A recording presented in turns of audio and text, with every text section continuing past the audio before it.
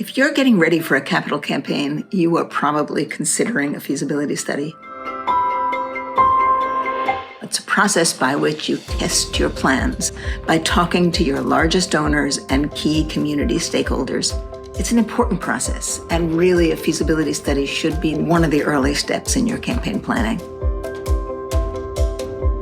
Feasibility studies will help you plan your campaign and will really increase the likelihood that you and your capital campaign will be successful. Most capital campaigns have very big goals, and the success of your campaign will depend on just a handful of really large gifts. So before you go ahead with the campaign, it would be very wise for you to check in with those donors. And that's really what you do in a feasibility study, so you can assess the chances of your success. You don't want to take on a campaign that's going to fail.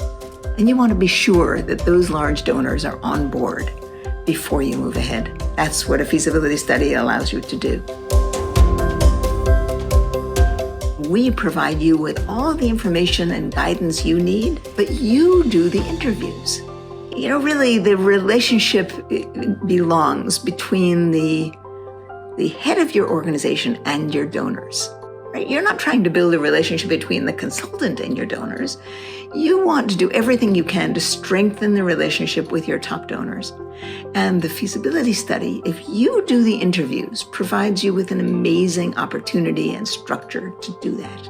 I love the feasibility study process. You really get to understand where your donors are and what they hope to see from a strong case for support, from leadership, from you as a development professional, without being put in a position of asking them for money. I just think it's a game-changing model for the fundraising world. And I'm so happy that we found it here. We needed the support of our consultant to keep us moving forward.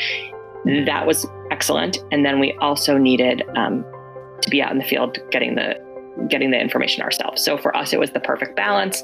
Even through the last report to the board, I think that would have been another place where we stumbled. The one-on-one coaching is invaluable. It allows you to be able to express to your coach specific situations that are happening with you in your organization. As you're preparing to meet with each donor, you have questions and concerns and wondering how to do it and say it this way, and having the advisor there to help you and coach you as you go into those meetings and also debrief with you was really essential to us. Our staff, including myself, doing the interviews would learn more about our donors, be able to start those initial conversations and to set our donors at ease about the purpose of our project. So we have found this to be incredibly useful in terms of donor engagement, stakeholder engagement, and it's not only that, it's been a lot of fun. Just sort of took the mystique out of the whole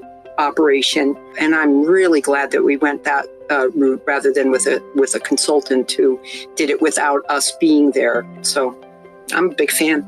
If you have those interviews and you find out from your donors how they feel about the project and whether it's a project they think they will consider giving to, that sets you up beautifully to go back and solicit those donors once your campaign is ready to move forward.